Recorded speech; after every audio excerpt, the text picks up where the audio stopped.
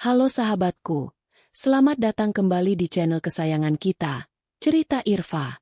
Pernahkah kalian membayangkan, di saat kalian berusaha mempertahankan rumah tangga, tapi malah dihina habis-habisan oleh ibu mertua sendiri? Bahkan sampai tega disiram kopi panas ke wajah hanya karena menolak suami menikah lagi dengan wanita lain? Wah, pasti sakit dan hancur banget rasanya. Di episode kali ini, kita akan melihat kisah Ismi yang direndahkan dan diinjak-injak harga dirinya oleh Bu Anik dan suaminya, Rizal. Tapi tunggu dulu, jangan emosi perlahan, karena balasan yang akan Ismi berikan hanya dalam waktu 15 menit dijamin bikin kalian semua puas dan gregetan maksimal. Sebuah rahasia besar akan terbongkar, dan karma instan siap menjemput mereka yang serakah. Nah, sebelum kita masuk ke ceritanya yang bakal bikin darah mendidih ini, yuk berikan dukungan terbaik kalian. Pastikan kalian sudah tekan tombol like dan subscribe channel Cerita Irfa. Ya, biar kita makin akrab. Yuk absen dulu di bawah. Tulis di kolom komentar nama kalian, asal kota, dan ketik, hadir. Misalnya, Siti, Semarang, hadir. Coba, saya pengen tahu, sahabat setia Cerita Irfa hari ini pada nonton dari kota mana saja nih? Sudah absen dan subscribe? Mantap! Siapkan camilan kalian, tarik napas panjang, dan mari kita langsung simak ceritanya. Suasana ruang tamu sore itu terasa begitu mencekam.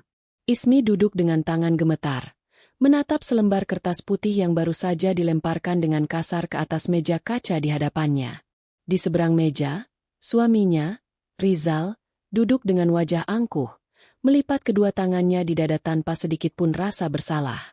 Sementara itu, Bu Anik, ibu mertuanya, berdiri berkacak pinggang menatap Ismi dengan sorot mata penuh kebencian dan keangkuhan. Kertas itu bukanlah sembarang kertas. Judul yang tercetak tebal di bagian atasnya membuat dada Ismi terasa sesak seketika. Surat persetujuan poligami. Tanda tangani surat itu sekarang juga. Ismi, jangan banyak basa-basi lagi. Bentak Bu Anik dengan suara melengking yang menggema di seluruh ruangan. Anakku Rizal sudah waktunya mendapatkan kebahagiaan yang layak. Dia butuh pendamping yang bisa mengangkat derajat keluarga ini, bukan perempuan benalu sepertimu. Ismi menelan ludah, menatap suaminya dengan mata berkaca-kaca, berharap ada sedikit pembelaan darinya. Namun, Rizal hanya memalingkan wajah, seolah membenarkan setiap perkataan ibunya yang menyayat hati. Mas Rizal, apa maksud semua ini?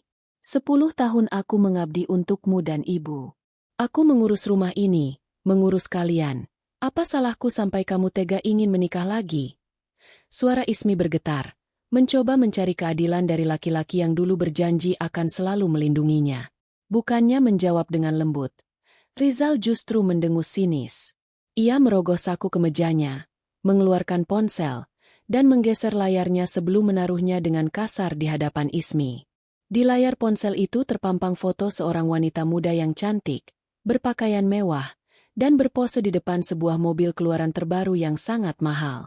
Lihat baik-baik perempuan itu, Ismi, ucap Rizal dengan nada merendahkan. Namanya Helena. Dia anak tunggal dari seorang pengusaha tambang batu bara terbesar di Kalimantan. Dia bukan perempuan sembarangan. Kalau aku menikah dengannya, hidupku, hidup ibu, akan berubah drastis. Kami akan menjadi keluarga terpandang. Masa depanku terjamin. Betul sekali, sahut Bu Anik cepat. Wajahnya berbinar penuh keserakahan saat menyebut nama Helena. Helena itu paket lengkap. Cantik, muda, dan yang paling penting, dia sangat kaya raya. Harta keluarganya triliunan dan tidak akan habis 7 turunan. Lah, kamu? Kamu punya apa? Ismi, orang tuamu sudah tidak ada, hartamu tidak seberapa, dan selama ini kamu cuma numpang hidup dari jerih payah anakku. Hati Ismi perih mendengar tuduhan keji itu. Numpang hidup? Selama ini, tabungannya yang membiayai segala kebutuhan rumah yang tidak tercover, bahkan obat-obatan rutin Bu Anik yang sangat mahal. Rizal hanya memberikan nafkah sekadarnya yang lebih sering habis untuk gaya hidupnya sendiri di luar rumah.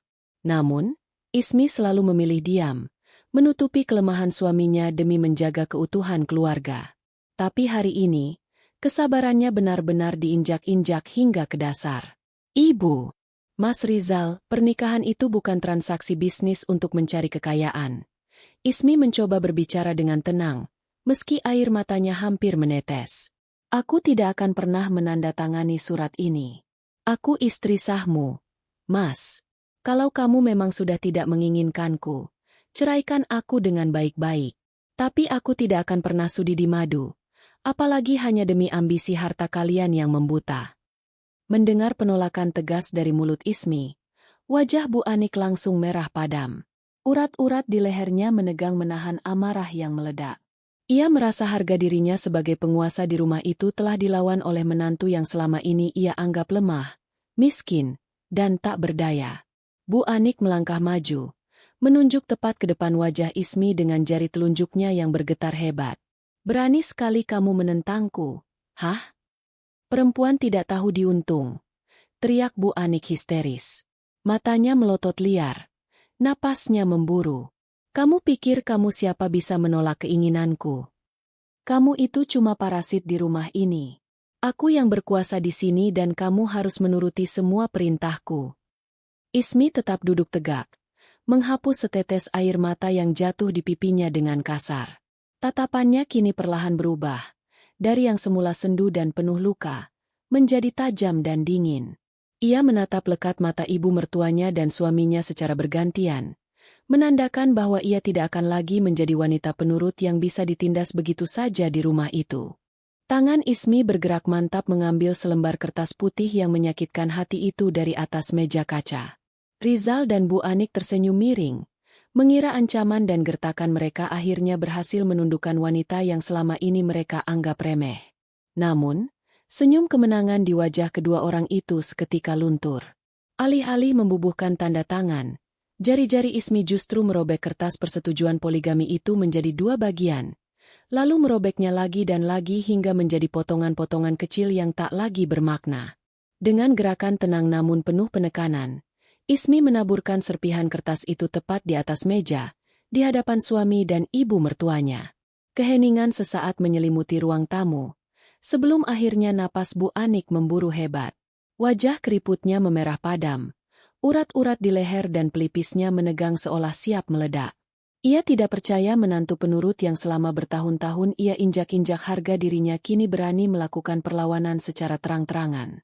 Harga dirinya sebagai penguasa rumah seakan ditampar keras oleh serpihan kertas yang berserakan itu. Kurang ajar. Berani-beraninya kamu merobek kertas itu di depanku. Jerit Bu Anik dengan suara melengking yang memekakan telinga. Tangannya gemetar menahan amarah yang sudah mencapai ubun-ubun.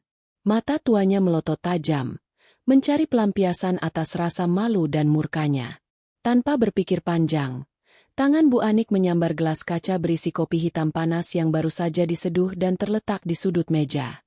Dengan tenaga penuh yang didorong oleh kebencian, ia melemparkan gelas itu tepat ke arah Ismi.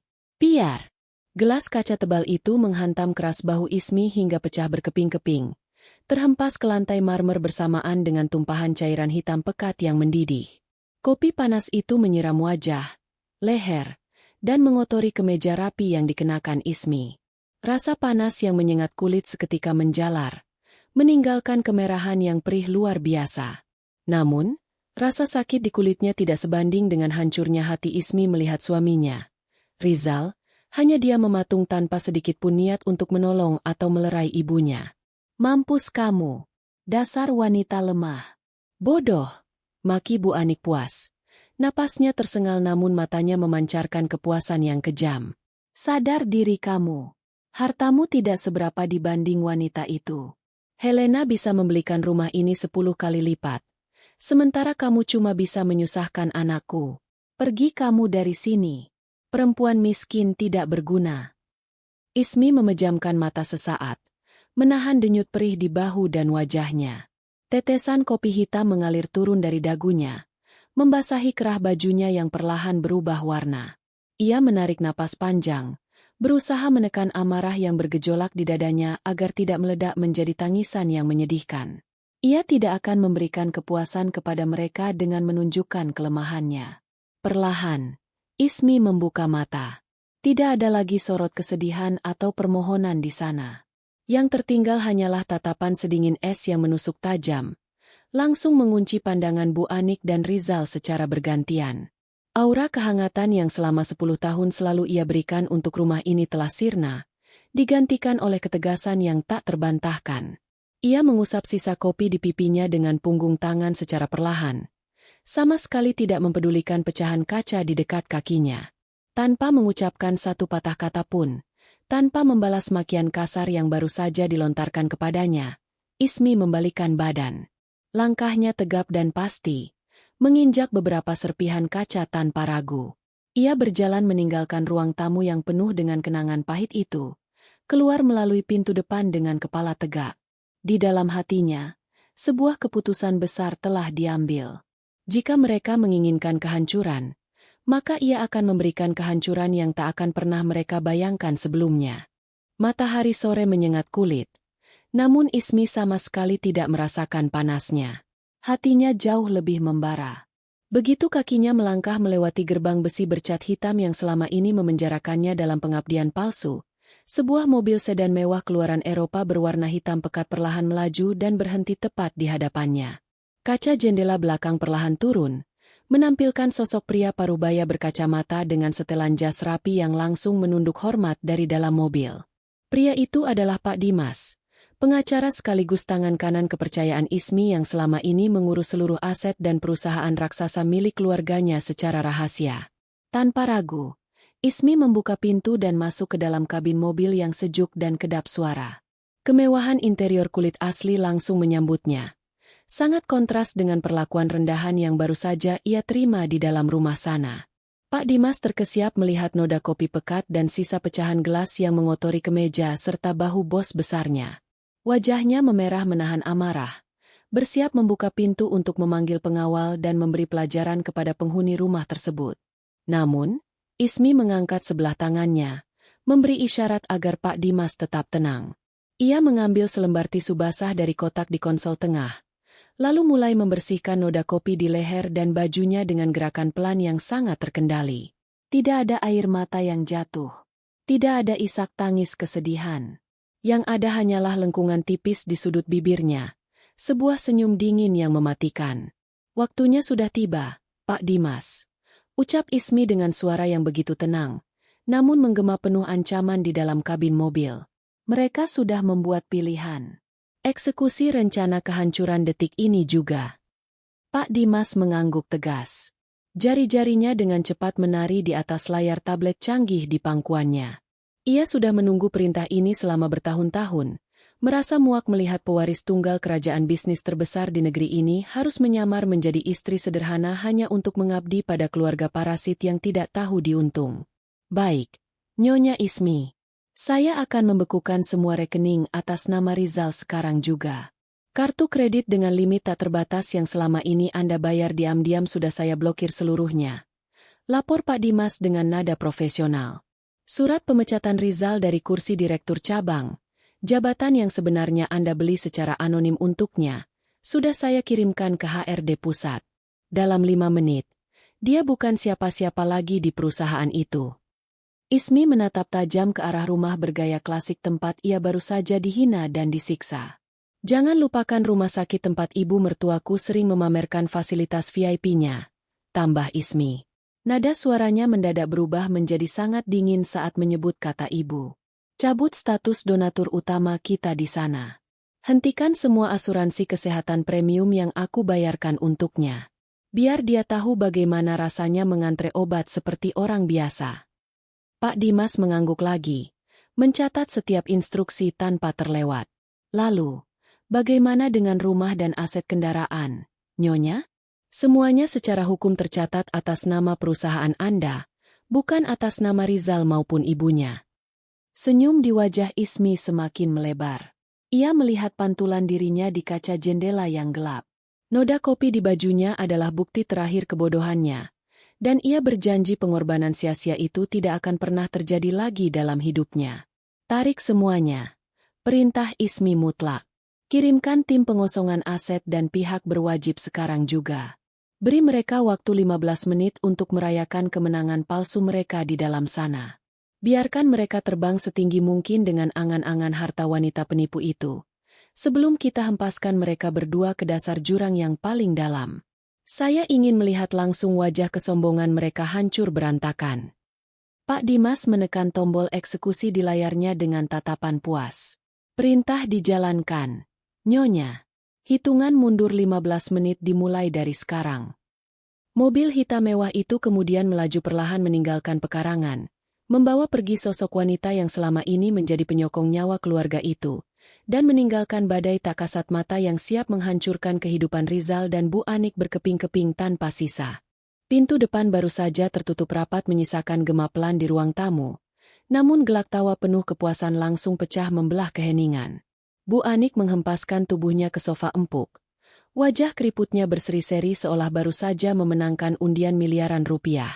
Tangannya menepuk-nepuk paha Rizal yang ikut tersenyum lebar melihat kepergian wanita yang selama ini menjadi istrinya.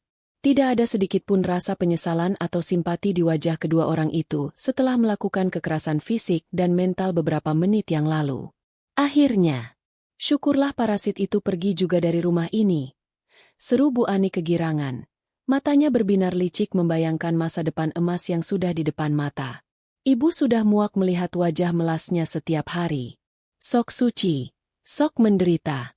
Padahal dia yang beruntung bisa menikah dengan pria setampan dan sesukses kamu, Rizal. Sekarang jalan kita sudah mulus.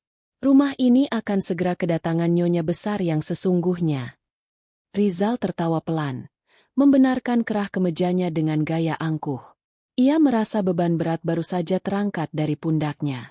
Tanpa membuang waktu sedetik pun, ia meraih ponsel mahalnya, mencari kontak dengan nama Helena, dan langsung menekan tombol panggilan. Nada sambung terdengar beberapa saat sebelum suara manja seorang wanita menjawab dari seberang sana. "Halo, sayang, ada kabar baik," ucap Rizal dengan nada bangga yang dibuat-buat. Sengaja membesarkan volume suaranya agar ibunya bisa ikut mendengar. "Penghalang kita sudah pergi." Dia berlari keluar rumah ketakutan setelah ibu memberinya sedikit pelajaran. Sekarang, tidak ada lagi yang bisa menghalangi pernikahan mewah kita. Kamu bisa segera datang ke sini dan kita bicarakan masa depan luar biasa dari aset orang tuamu itu.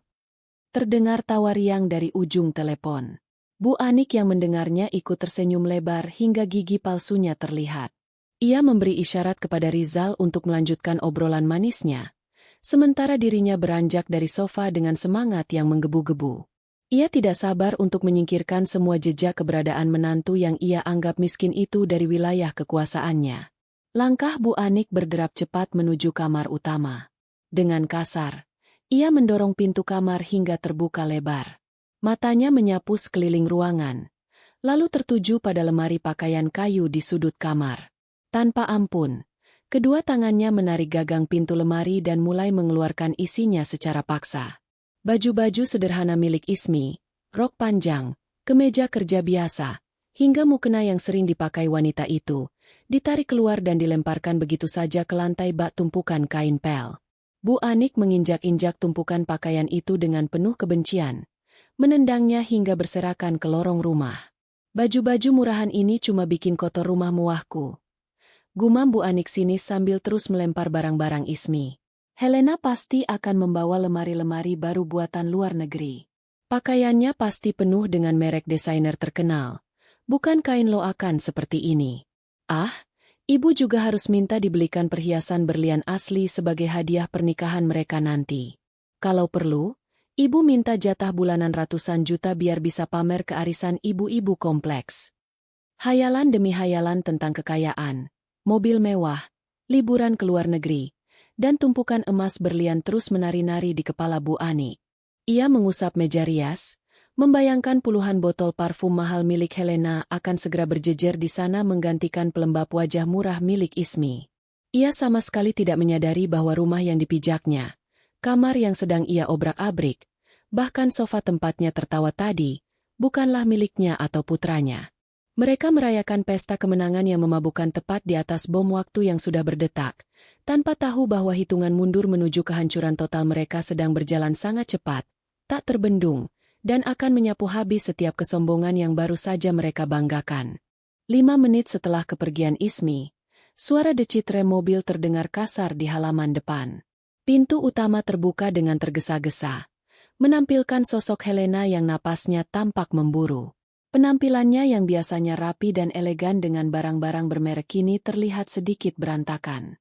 Kacamata hitamnya didorong ke atas kepala, dan wajahnya memancarkan kepanikan yang berusaha keras ia sembunyikan di balik senyum tipisnya. "Sayang, kamu sudah datang. Cepat sekali," sambut Rizal dengan senyum lebar, melangkah maju untuk memeluk wanita pujaannya itu. Namun, Helena justru menepis pelan pelukan Rizal dan langsung melangkah masuk menuju ruang tengah.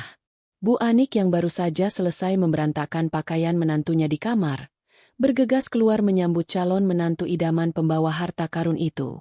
Wajah tuanya berseri-seri penuh harap. "Aduh, calon menantu ibu yang cantik jelita. Kebetulan sekali kamu datang. Parasit di rumah ini baru saja ibu usir. Sekarang rumah ini sepenuhnya siap menyambutmu, Nak Helena." Helena memaksakan tawa singkat. Matanya melirik liar ke sekeliling ruangan sebelum menatap Bu Anik dan Rizal secara bergantian. "Syukurlah kalau perempuan itu sudah pergi, Bu. Tapi saat ini kita punya masalah yang jauh lebih mendesak," ucap Helena dengan nada serius yang dibuat-buat, langsung memotong basa-basi mereka. Rizal mengerutkan kening. Senyum di wajahnya memudar. "Masalah apa, sayang? Bukannya ayahmu sudah menyetujui rencana pernikahan mewah kita bulan depan?" Helena menghela napas panjang, memasang wajah sedih dan tertekan. "Itu dia masalahnya, Mas. Dana investasi pernikahan dari ayahku yang nilainya puluhan miliar itu tertahan di bank pusat. Ada prosedur administrasi pencairan dana dari luar negeri yang mewajibkan adanya jaminan aset lokal bernilai tinggi. Ayahku sedang berada di lokasi tambang dan tidak bisa mengurusnya hari ini, padahal batas waktu pencairannya tinggal hitungan jam." Bu Anik terbelalak. Jantungnya berdegup kencang mendengar nominal puluhan miliar yang tertahan. Ya ampun, puluhan miliar tertahan? Lalu bagaimana ini, Nak Helena? Apa yang bisa Ibu dan Rizal bantu supaya uang raksasa itu bisa segera cair? Ini adalah momen yang ditunggu-tunggu Helena. Matanya menatap Bu Anik dengan penuh harap. Sebuah jebakan licik telah disiapkan dengan rapi. "Aku butuh jaminan sementara, Bu. Hanya untuk hari ini saja. Bank butuh bukti aset fisik. Apakah Ibu punya sertifikat rumah ini? Aku hanya akan meminjamnya untuk ditunjukkan ke pihak bank sebagai jaminan pendamping. Sore ini juga, setelah dana puluhan miliar itu cair ke rekeningku, sertifikatnya akan langsung aku kembalikan kepada Ibu, ditambah bonus perhiasan berlian murni sebagai tanda terima kasih." Kata, berlian murni, dan puluhan miliar, langsung menutup akal sehat Bu Anik rapat-rapat. Keserakahan telah membutakan mata dan pikirannya sepenuhnya. Tanpa sedikit pun curiga mengapa seorang anak konglomerat tambang butuh jaminan rumah sederhana dari calon mertuanya, Bu Anik langsung mengangguk dengan semangat yang menggebu. "Tentu saja ada. Kamu tunggu sebentar di sini, Nak Helena. Ibu ambilkan sekarang juga," seru Bu Anik kegirangan. Ia berlari kecil menuju kamarnya, mengabaikan Rizal yang sempat ragu sejenak namun akhirnya diam karena ikut terbuai oleh janji kekayaan instan tersebut. Tak butuh waktu lama, Bu Anik kembali ke ruang tamu dengan napas terengah-engah, membawa sebuah map tebal berwarna hijau. Ia menyerahkan dokumen penting itu langsung ke tangan Helena tanpa ragu sedikit pun. "Ini dia, Nak. Bawa saja. Selesaikan urusannya agar uang puluhan miliar itu cepat cair. Ibu percaya penuh padamu," ucap Bu Anik sambil menepuk pelan tangan Helena. Mata Helena berkilat penuh kemenangan saat jari-jarinya menggenggam map hijau tersebut. Ia menyeringai tipis, memasukkan dokumen itu ke dalam tas mewahnya dengan gerakan cepat. "Terima kasih banyak, Bu. Ibu memang mertua terbaik. Aku harus bergegas ke bank sekarang juga sebelum tutup. Mas Rizal, tunggu kabarku ya." Tanpa menunggu jawaban lebih lanjut, Helena berbalik dan berjalan cepat keluar rumah, masuk ke dalam mobilnya, dan memacu kendaraannya meninggalkan pekarangan dengan kecepatan tinggi. Di ruang tamu, Bu Anik dan Rizal saling bertatapan, tersenyum lebar menanti hujan uang yang mereka yakini akan segera turun sore itu juga, tanpa tahu bahwa wanita itu baru saja membawa pergi satu-satunya benda berharga yang selama ini menyelamatkan hidup mereka dari kerasnya jalanan. Suasana gembira di ruang tamu tak berlangsung lama. Hanya 10 menit sejak Ismi melangkah keluar dari rumah itu, denting notifikasi beruntun tiba-tiba memecah lamunan indah Rizal dan Bu Anik tentang tumpukan harta karun. Ponsel pintar di genggaman Rizal bergetar hebat, nyaris melompat dari tangannya. Layar berkedip tanpa henti menampilkan puluhan pesan masuk dalam waktu bersamaan. Dengan kening berkerut, Rizal membuka pesan pertama dari bank tempat ia menyimpan seluruh fasilitas keuangannya. Tulisannya singkat namun mematikan. Pemberitahuan. Kartu kredit platinum Anda berakhiran 8.892 telah diblokir permanen atas instruksi pemegang rekening utama. Belum sempat otaknya memproses kalimat itu. Pesan kedua, ketiga, hingga ke-10 masuk menyusul. Semua kartu debit, akses perbankan digital, hingga limit pinjaman tanpa agunannya dibekukan secara paksa dengan keterangan penarikan dana total. Saldo yang tadinya berisi ratusan juta rupiah untuk foya-foya mendadak berubah menjadi angka 0. Ada apa, Rizal? Kok wajahmu pucat begitu? Helena sudah mentransfer miliaran rupiah ke rekeningmu, ya? Tanya Bu Ani kegirangan. Matanya menyipit mencoba mengintip layar ponsel putranya. Bukan, Bu. Ini, kartu kreditku diblokir semua. Saldoku kosong. Jawab Rizal terbata-bata. Keringat dingin mulai merembes di pelipisnya. Tangannya gemetar mencoba menelepon layanan pelanggan. Namun belum sempat nada sambung terdengar, sebuah panggilan masuk memotong layarnya. Panggilan dari Direktur HRD pusat tempatnya bekerja. Rizal segera mengangkatnya. Berharap ini adalah kabar promosi jabatan yang sudah lama ia incar. Halo, Pak Direktur. Rizal, dengarkan baik-baik. Suara bariton yang dingin dan tanpa basa-basi langsung memotong sapaannya. Per detik ini, kamu dipecat secara tidak hormat dari kursi Direktur Cabang. Semua aksesmu ke sistem perusahaan telah dicabut. Tidak ada pesangon. Tim keamanan dan pihak penarik aset sedang berada di depan rumahmu sekarang untuk mengambil mobil dinas yang selama ini kamu pakai. Jangan berani-berani melawan atau kami akan membawa masalah ini ke jalur hukum atas tuduhan penggelapan dana fasilitas kantor. Sambungan telepon diputus sepihak sebelum Rizal bisa mengeluarkan satu patah kata pun untuk membela diri. Jantungnya seolah berhenti berdetak. Ia menatap layar ponselnya yang kini menggelap dengan tatapan kosong. Dipecat? Ditarik? Bagaimana mungkin perusahaan raksasa tempatnya bernaung selama ini tiba-tiba membuangnya begitu saja seperti sampah? Suara deru mesin kasar dan klakson panjang dari arah luar rumah mengagetkan Rizal dan Bu Ani. Keduanya berlari tergopoh-gopoh menuju jendela ruang tamu, menyingkap tirai dengan kasar. Pemandangan di halaman depan membuat lutut Rizal lemas seketika. 3 pria berbadan tegap berseragam keamanan perusahaan berdiri mengelilingi mobil SUV mewah miliknya. Salah satu dari mereka sedang memasang rantai derek ke bumper depan mobil tersebut. Hei, apa-apaan kalian ini? Jangan sentuh mobil anakku. Itu mobil mahal. Jerit Bu Anik histeris, membuka pintu depan dan berlari keluar dengan daster yang berkibar tertiup angin. Ia memukul-mukul lengan salah satu petugas keamanan itu dengan beringas. Petugas itu menepis tangan Bu Anik dengan mudah, menatap wanita tua itu dengan sorot merendahkan. Maaf, Ibu. Anak Ibu baru saja dipecat dengan tidak hormat. Mobil ini bukan miliknya. Ini aset perusahaan.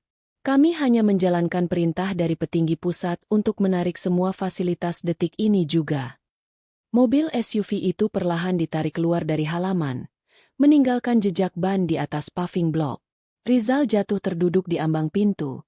Dunianya mulai runtuh satu persatu hanya dalam hitungan menit.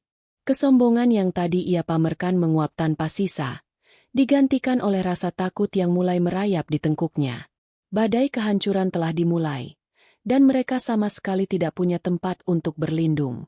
Rizal masih terduduk kaku di ambang pintu. Tatapannya kosong menyusuri aspal jalanan tempat mobil mewahnya baru saja diseret pergi. Napasnya memburu. Otaknya masih berusaha keras mencerna rentetan malapetaka yang menghantamnya secara bertubi-tubi dalam waktu kurang dari 15 menit. Di halaman, Bu Anik mondar-mandir seperti setrikaan panas, meremas ujung dasternya dengan wajah pucat pasi. Kesombongan yang sedari tadi ia agung-agungkan mendadak menguap, berganti dengan kepanikan luar biasa. Ini pasti ada yang salah. Rizal, coba kamu telepon bosmu lagi. Atau telepon banknya. Tidak mungkin semuanya hilang begitu saja. Cerocos Bu Anik dengan suara gemetar, berusaha menyangkal kenyataan pahit yang perlahan mencekik leher mereka. Belum sempat Rizal memungut ponselnya yang tergeletak di lantai. Suara bel rumah berbunyi nyaring, memecah kepanikan ibu dan anak itu. Ting tong, ting tong. Bunyinya terdengar sangat tidak sabar. Disusul dengan ketukan keras bertubi-tubi pada daun pintu kayu jati yang kokoh. Mata Bu Anik mendadak berbinar. Sebuah harapan palsu kembali menyala di kepalanya. Itu pasti Helena. Dia pasti kembali membawa kabar baik soal pencairan dana miliaran itu. Atau mungkin dia membawa pengawal untuk menyelesaikan kesalahpahaman penarikan mobilmu ini. Seru Bu Anik kegirangan. Setengah berlari, wanita tua itu membenarkan rambutnya yang berantakan dan bergegas menuju pintu gerbang yang setengah terbuka. Rizal ikut bangkit dengan sisa tenaga yang ada, mengekor di belakang ibunya dengan secercah harapan. Namun, saat pintu besi itu terbuka lebar, senyum di wajah Bu Anik langsung membeku. Jantung Rizal seakan merosot hingga ke perut. Yang berdiri di balik pagar bukanlah Helena dengan koper berisi tumpukan uang atau perhiasan mewah. Di hadapan mereka berdiri sosok pria parubaya bertubuh tegap, mengenakan setelan jas hitam rapi, lengkap dengan kacamata berbingkai tegas. Pria itu menatap Rizal dan Bu Anik dengan sorot mata sedingin es. Di belakangnya, berdiri 4 orang polisi berseragam lengkap, didampingi 2 petugas berseragam dinas pengadilan yang membawa tumpukan dokumen tebal bersampul merah. "Siapa kalian? Mau apa ke rumah saya?" bentak Bu Anik, berusaha menutupi ketakutannya dengan nada tinggi. "Kalau kalian mau mencari sumbangan atau menawarkan barang, pergi dari sini. Kami sedang menunggu tamu penting anak konglomerat." Pria berjas itu adalah Pak Dimas.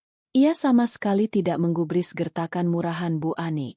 Tanpa meminta izin, Pak Dimas melangkah maju, mendorong pelan namun tegas bahu Bu Anik hingga wanita tua itu terhuyung mundur ke samping. Ia melangkah masuk ke pekarangan rumah seolah itu adalah wilayah kekuasaannya sendiri, diikuti oleh barisan aparat penegak hukum di belakangnya. "Hei, kurang ajar. Berani-beraninya masuk tanpa izin. Ini rumah pribadiku," jerit Bu Anik histeris, berusaha menghalangi langkah Pak Dimas. Rizal yang ketakutan mencoba menahan ibunya, tidak berani melawan aparat kepolisian yang menatap mereka dengan tajam. Pak Dimas berhenti tepat di teras rumah, berdiri menjulang di hadapan ibu dan anak yang kini gemetar ketakutan. Ia merogoh saku jas bagian dalamnya, mengeluarkan sebuah dokumen resmi yang dilengkapi dengan stempel dan tanda tangan dari pihak berwenang. "Nama saya Dimas. Saya adalah kuasa hukum resmi dari pemilik sah seluruh aset di atas tanah ini," ucap Pak Dimas dengan suara bariton yang berat dan menggema, memotong jeritan Bu Anik seketika. "Kedatangan saya ke sini didampingi oleh pihak kepolisian dan petugas pengadilan untuk melaksanakan eksekusi pengosongan properti." Rizal membelalakan matanya. Napasnya tercekat. "Pengosongan? Apa maksud Anda?" "Ini rumah saya. Saya dan ibu saya sudah tinggal di sini selama bertahun-tahun," protes Rizal dengan suara bergetar hebat. Pak Dimas tersenyum miring, sebuah senyum sinis yang sangat merendahkan. Ia membuka halaman pertama dokumen tersebut dan mengarahkannya tepat ke depan wajah Rizal dan Bu Anik. "Anda berdua tidak memiliki hak sepeser pun atas rumah ini. Mulai detik ini, properti ini disita dan akan disegel. Silakan angkat kaki dari sini sekarang juga, atau pihak kepolisian yang akan menyeret kalian berdua keluar secara paksa." Dunia Bu Anik dan Rizal seakan berhenti berputar. Udara di sekitar mereka mendadak terasa hampa. Ancaman yang dilontarkan pria berjas itu bukanlah sekadar gertakan kosong. Petugas pengadilan mulai membentangkan pita kuning segel di tiang teras, sementara para polisi maju selangkah, mengepung ibu dan anak yang kini kehilangan seluruh pijakannya hanya dalam waktu 15 menit. Mata Bu Anik melotot seakan mau melompat keluar dari kelopaknya saat melihat barisan kalimat dalam dokumen berstempel merah itu. Tangan keriputnya gemetar hebat menunjuk ke arah Pak Dimas.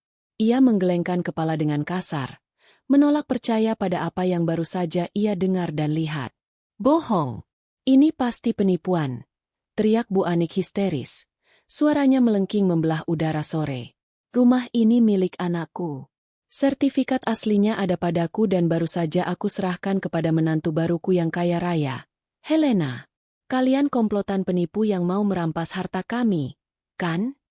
Rizal yang sedari tadi mematung, tiba-tiba tersadar mendengar ucapan ibunya. Jantungnya berdegup semakin kencang.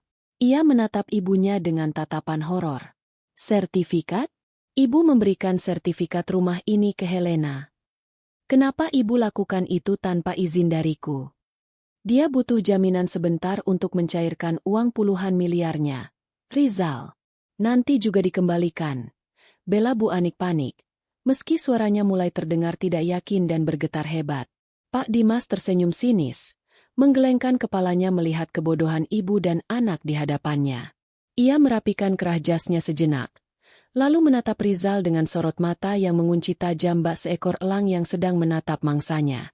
Sertifikat yang ibu berikan kepada wanita itu tidak lebih dari sekadar selembar kertas fotokopi berwarna yang sengaja ditinggalkan di laci meja lemari. Ucap Pak Dimas dengan nada datar, namun efeknya bagaikan petir di siang bolong bagi Bu Anik.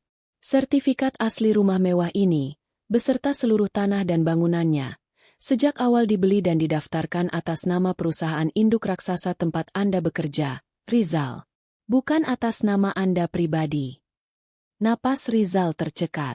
Kakinya mendadak terasa seperti jeli. Perusahaan. Tapi kenapa perusahaan membelikan rumah untukku? Aku hanya direktur cabang. Karena Anda adalah suami dari pemilik tunggal perusahaan tersebut. Potong Pak Dimas tegas. Suaranya menggema penuh penekanan di teras rumah yang kini terasa sangat mencekam. Keheningan fatal menyelimuti teras tersebut. Hanya suara angin sore yang berhembus pelan. Rizal dan Bu Anik saling berpandangan dengan wajah pucat pasi. Otak mereka mendadak lumpuh, tak mampu mencerna deretan kalimat sang pengacara. Pemilik tunggal? Gumam Rizal terbata-bata. Tenggorokannya terasa kering dan mencekik. Presiden direktur perusahaan kami. Identitasnya selalu dirahasiakan dari publik. Jangan bilang. Tepat sekali, sahut Pak Dimas. Ia melangkah maju satu langkah, menatap rendah pada pria yang telah menyia-nyiakan bos besarnya. Wanita yang baru saja kalian hina, kalian caci maki sebagai perempuan miskin dan parasit. Wanita yang baru saja kalian siram dengan kopi panas dan kalian usir dari rumah ini, dialah Nyonya Ismi. Pemilik sah kerajaan bisnis tempat Anda menumpang hidup. Pemilik asli rumah ini, mobil mewah yang baru saja ditarik, dan setiap butir nasi yang kalian telan selama 10 tahun terakhir. Dunia Rizal hancur berkeping-keping. Lututnya tak lagi mampu menopang berat badannya. Membuatnya jatuh berlutut menghantam ubin teras. Ingatan tentang bagaimana Ismi selalu diam saat dihina. Bagaimana Ismi selalu membayar segala kekurangan rumah tangga dan biaya rumah sakit tanpa pernah mengeluh, kini terjawab sudah. Ismi tidak miskin. Ismi menyembunyikan identitas aslinya yang luar biasa hanya untuk mengabdi sebagai istri yang sederhana dan menguji ketulusan keluarga ini. Dan Rizal baru saja membuang berlian sungguhan yang tak ternilai harganya demi mengejar ilusi harta yang fana. Tidak mungkin. Ismi cuma perempuan kampung. Dia tidak mungkin konglomerat. Dia penipu. Bu Anik meracau histeris, menjambak rambutnya sendiri. Matanya bergerak liar menatap para polisi dan petugas pengadilan. Kalian pasti dibayar oleh Ismi untuk menakut-nakuti kami, kan? Ini pasti sandiwara perempuan bodoh itu karena tidak terima mau dimadu. Jaga lisan ibu, desis Pak Dimas tajam. Aura intimidasinya menguar sangat kuat hingga membuat Bu Anik terbungkam seketika. Nyonya Ismi sudah mencabut semua fasilitas yang selama ini kalian nikmati secara cuma-cuma tanpa tahu diri. Mulai dari jabatan direktur, semua akses perbankan, biaya perawatan rumah sakit VIP, hingga atap tempat kalian bernaung saat ini. Waktu kalian sudah habis. Pak Dimas memberi isyarat dengan tangannya. Petugas, silakan bawa mereka keluar dari properti ini sekarang juga, hanya dengan pakaian yang menempel di badan mereka. Jangan biarkan mereka membawa satu barang pun dari dalam rumah. Semuanya akan disita. Para petugas kepolisian langsung bergerak maju tanpa ampun. Mereka memegang lengan Rizal yang masih bersimpuh lemas tak berdaya dan menyeret Bu Anik yang mulai meronta-ronta serta berteriak histeris minta dilepaskan. Kesombongan yang selama ini melekat erat di wajah ibu mertua itu telah luntur sepenuhnya, hancur lebur tanpa sisa, digantikan oleh keputusasaan dan rasa malu yang luar biasa saat para tetangga perlahan mulai keluar dari rumah mereka, berkumpul untuk menonton kejatuhan keluarga yang selama ini selalu memamerkan kekayaan palsu mereka. Di tengah isak tangis histeris Bu Anik yang meronta-ronta di aspal jalanan dan tatapan kosong Rizal yang masih bersimpuh lemas, sebuah keributan baru tiba-tiba pecah di ujung jalan kompleks. Suara sirene polisi meraung keras membelah kerumunan tetangga yang sedang menonton. Dua mobil patroli tampak memblokir laju sebuah mobil mewah yang berusaha menerobos keluar dari kawasan perumahan tersebut dengan kecepatan tinggi. Mata Rizal yang semula redup mendadak melebar saat mengenali plat nomor mobil yang kini dikepung oleh aparat bersenjata. Itu adalah mobil Helena. Beberapa petugas berpakaian preman dan berseragam dengan sigap mengepung kendaraan tersebut. Pintu kemudi ditarik paksa dari luar. Sosok wanita cantik yang beberapa jam lalu dipuja-puja oleh Bu Anik sebagai bidadari pembawa harta karun, kini ditarik keluar dengan kasar. Penampilan elegan Helena berantakan total. Wajahnya pucat pasi, rambutnya kusut, dan kedua tangannya langsung diborgol ke belakang tubuhnya tanpa ampun. Wanita itu diseret mendekat ke arah pekarangan rumah tempat eksekusi penyitaan sedang berlangsung. Melihat calon menantu kesayangannya diborgol seperti penjahat jalanan, Bu Anik merangkak maju dengan sisa tenaganya. Wajahnya penuh kebingungan yang menyayat hati. "Helena! Nak Helena! Ada apa ini, Pak Polisi? Lepaskan dia. Dia anak konglomerat. Dia calon menantuku yang punya uang triliunan." Jerit Bu Anik parau, berusaha menggapai kaki Helena yang kini menunduk dalam-dalam, menghindari tatapan semua orang. Pak Dimas yang berdiri tegap di teras rumah melangkah turun, mendekati kerumunan itu dengan senyum merendahkan yang semakin lebar. Ia memberi isyarat kepada komandan polisi yang memimpin penangkapan tersebut. "Anak konglomerat tambang?" kekeh Pak Dimas dingin. Suaranya sengaja dikeraskan agar seluruh tetangga dan keluarga serakah itu mendengarnya dengan jelas. Ibu benar-benar sudah buta oleh keserakahan hingga tidak bisa membedakan mana emas dan mana kotoran.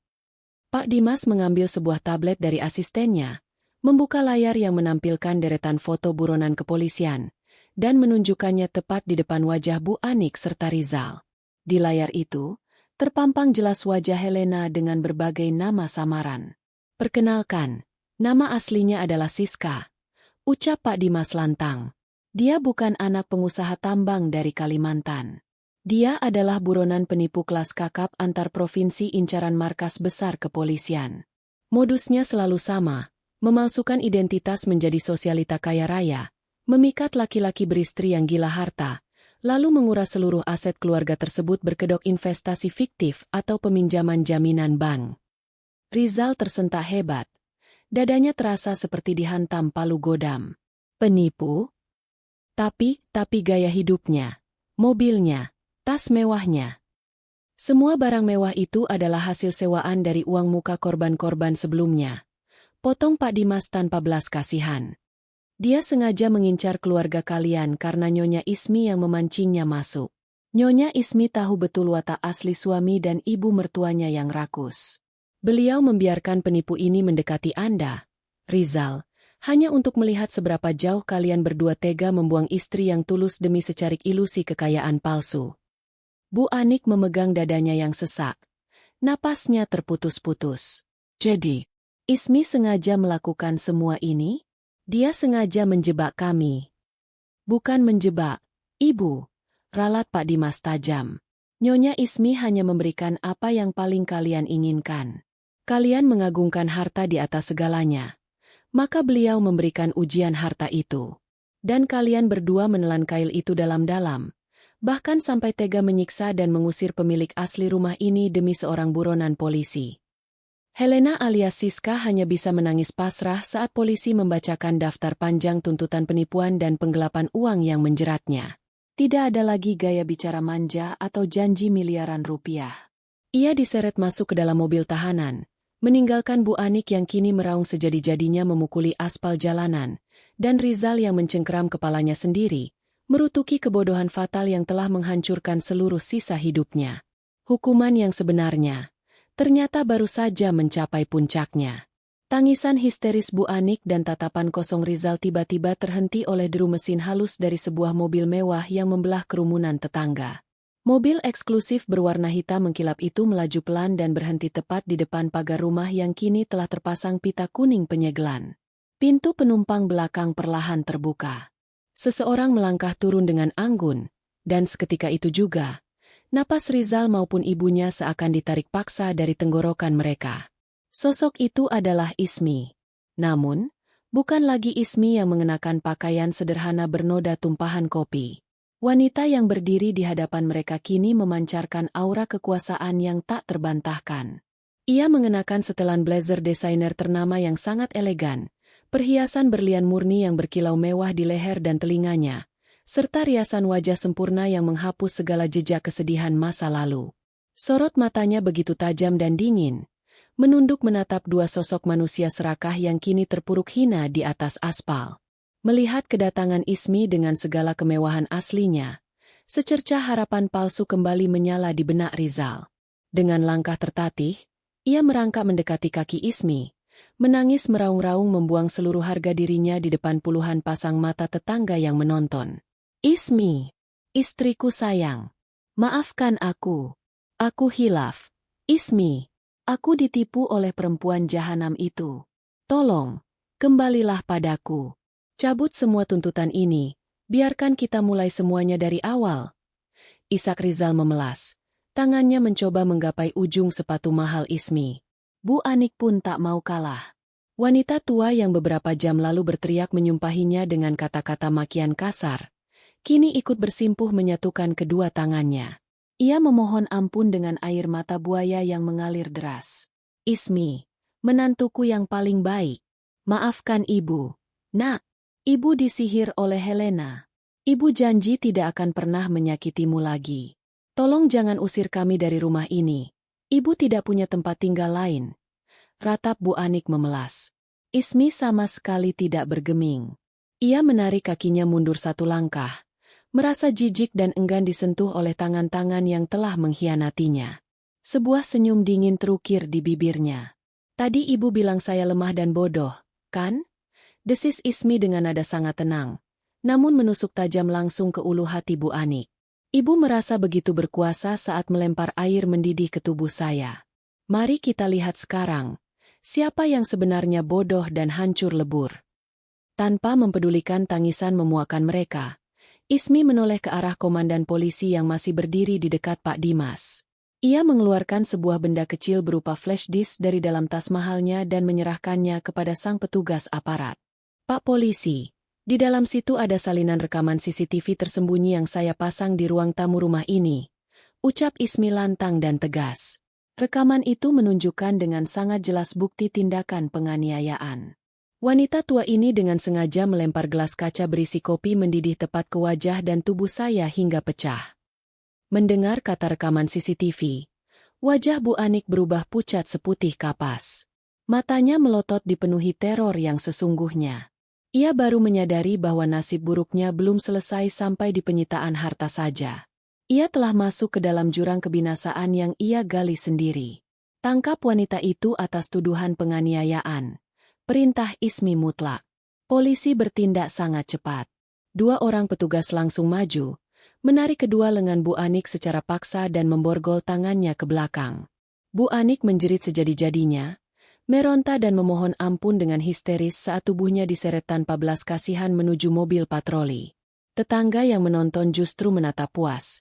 Tak ada satupun yang sudi membela wanita sombong tersebut. Rizal hanya bisa mematung kaku. Tubuhnya gemetar hebat melihat ibunya dimasukkan ke dalam mobil tahanan. Ia menatap Ismi dengan pandangan kosong, menyadari bahwa ia baru saja kehilangan segalanya. Istri yang tulus, harta kekayaan, jabatan bergengsi, hingga ibunya sendiri, hanya dalam waktu yang sangat singkat. Kini ia hanyalah seorang gembel yang tidak memiliki apa-apa selain pakaian yang melekat di badannya. Ismi membalikkan tubuhnya yang anggun, melangkah kembali masuk ke dalam mobil mewahnya tanpa menoleh sedikit pun ke belakang. Pintunya tertutup rapat, dan mobil itu melaju perlahan meninggalkan kawasan perumahan tersebut. Meninggalkan Rizal yang kini jatuh tersungkur sendirian di jalanan, menangisi penyesalan luar biasa yang tak akan pernah bisa mengubah takdir kehancurannya. Pesan moral: jangan pernah menilai dan merendahkan seseorang hanya dari penampilannya yang terlihat sederhana, karena ketulusan tidak bisa diukur dengan materi. Keserakahan dan ambisi harta yang membuta hati hanya akan membawa manusia pada kehancuran yang paling memalukan. Ingatlah, karma tidak pernah salah alamat. Ia akan datang menjemput tepat pada waktunya bagi mereka yang tidak tahu bersyukur dan tega mengkhianati sebuah kesetiaan.